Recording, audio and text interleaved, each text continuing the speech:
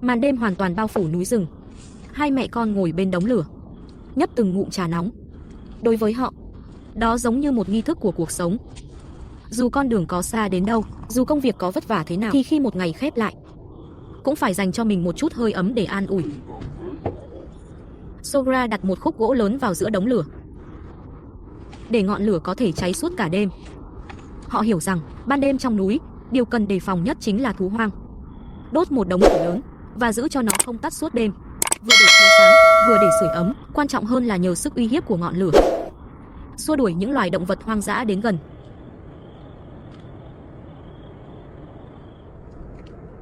Sáng sớm hôm sau, khi trời vừa hửng sáng, trong thung lũng vẫn còn phảng phất hơi lạnh của màn đêm. Người quay phim đã thức dậy từ sớm. Đống lửa vẫn âm ỉ cháy suốt cả đêm. Hai mẹ con bên cạnh vẫn đang say ngủ, có vẻ như đêm qua họ đã nghỉ ngơi khá tốt.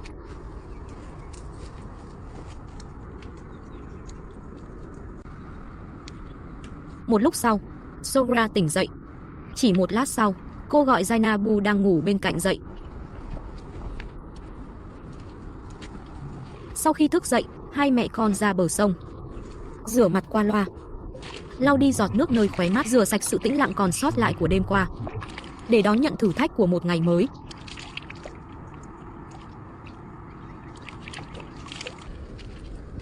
Sogra đun một ấm nước bên đống lửa, chuẩn bị ăn tạm chút gì đó cho đỡ đói, rồi tiếp tục đi đánh cá. Hôm nay, hai mẹ con phải bắt đủ cá để mang về cho các con ở nhà. Chẳng bao lâu sau, Sogra mang lưới ra bờ sông, bắt đầu mẻ quăng lưới đầu tiên trong ngày. Khi thu lưới lên, bên trong trống rỗng, cô lập tức bắt đầu quăng lưới lần thứ hai. Lần này, cô cảm thấy chiếc lưới nặng hơn hẳn. Quả nhiên đúng như dự đoán, trong lưới có vài con cá đang giãy giụa. Ngay khi sắp kéo lên bờ, một con cá bất ngờ tuột khỏi lưới, rơi tõm xuống vũng nước bên cạnh. May mắn là chỗ này được đá bao quanh tạo thành một vũng nước nhỏ, nên cá trong chốc lát cũng không thể thoát ra ngoài. Sogra vội vàng dùng tay bắt lấy. Rất nhanh đã bắt lại được con cá vừa trốn thoát. Lần nữa,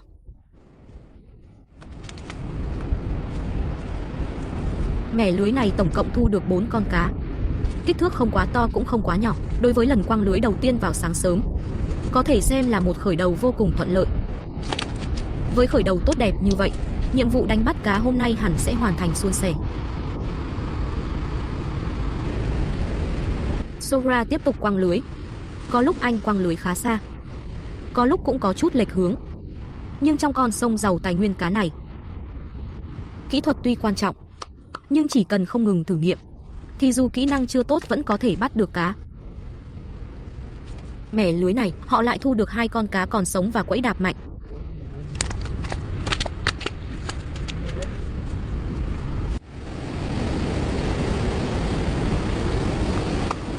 Sogra lại một lần nữa kéo lưới lên. Mẻ này thu hoạch không nhiều, chỉ có 1 con cá nhỏ. Theo thói quen, họ thả con cá nhỏ trở lại sông. Họ nương nhờ vào thiên nhiên, cũng hiểu cách hồi đáp lại thiên nhiên. Họ hiểu rằng, muốn năm nào cũng đủ đầy, thì phải cho sự sống một cơ hội sinh trưởng tuần hoàn. Dù đã thả đi 1 con cá nhỏ, nhưng chỉ cần dòng sông còn chảy, thì đàn cá sẽ không bao giờ cạn kiệt. Lần thu lưới này của Sogra lại là một mẻ khá tốt. Gần như mỗi lần quăng lưới đều có cá mắc vào. Vận may hôm nay dường như đặc biệt mỉm cười với hai mẹ con họ. Nhưng quan trọng hơn cả là sự đền đáp của kinh nghiệm và kiên nhẫn. Loài cá này có màu vàng sẫm hoặc nâu đất. Trên thân có các đốm sẫm màu hoặc vệt đen. Sinh sống ở các vùng núi cao nguyên, phân bố chủ yếu ở dãy núi Zagros. Kích thước không quá lớn, nhưng nhờ thịt chắc, hương vị lại mềm và tinh tế nên rất được người dân địa phương ưa chuộng.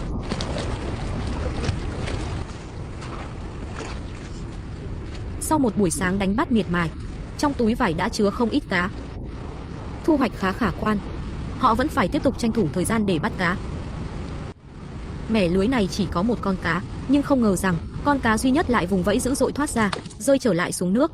Sogra lại lần nữa cố gắng bắt cá, nhưng lần này không giống như trước. Con cá dễ dàng trốn thoát mất. Dù con cá vừa rồi đã thoát thân, nhưng đó là chuyện rất bình thường. Sogra vẫn tiếp tục quăng lưới rồi thu lưới. Khi tấm lưới từ từ nổi lên khỏi mặt nước, vài con cá tươi sống đang quẫy đạp đã mắc kẹt trong lưới. Có con to, có con nhỏ. Ồ!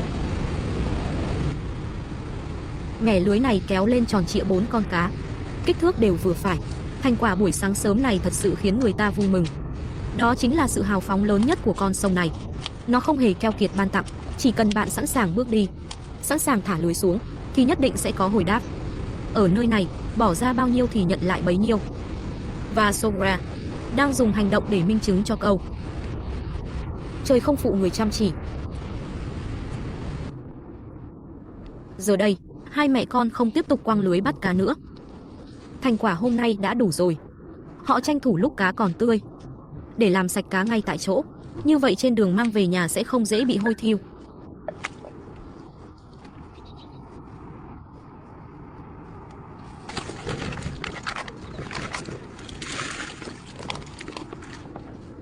Sogra làm sạch cá ngay bên bờ sông. Jaina thì ở bên bỏ những con cá đã rửa sạch vào trong túi.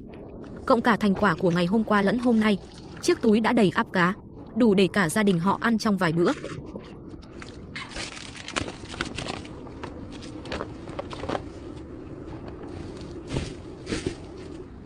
Sau khi mọi thứ đã được thu xếp gọn gàng, họ chuẩn bị lên đường trở về nhà. Mang theo túi cá nặng trĩu. Và cả 2 ngày lao động vất vả đổi lấy cảm giác thành tựu trọn vẹn. Con đường trở về nhà đối với hai mẹ con Sogra chưa bao giờ là dễ dàng. Rời đi cũng đồng nghĩa với việc phải bước lại. Trên con đường trở về dài và đầy hiểm trở.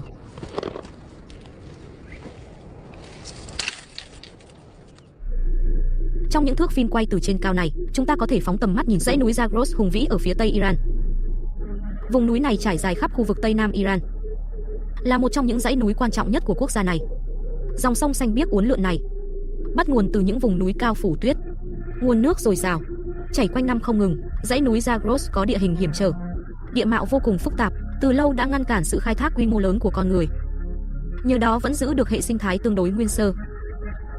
Sau khi băng tuyết tan chảy, nước tụ lại thành từng dòng suối và sông núi trong veo, cung cấp cho các loài cá và động vật hoang dã nơi đây một môi trường sống tự nhiên lý tưởng. Chính những dòng nước lạnh giàu oxy này đã nuôi dưỡng số lượng lớn các loài cá nước lạnh vùng cao nguyên như cá núi cao, cá chép cao nguyên, cá tuyết tuyết sơn. Những loài này đòi hỏi chất lượng nước cực kỳ khắt khe, là biểu tượng cho môi trường sinh thái trong lành. Từ chăn thả trên sườn núi đến đánh bắt cá bên bờ sông, những nỗ lực của hai mẹ con chỉ là một lát cắt nhỏ của vùng đất này.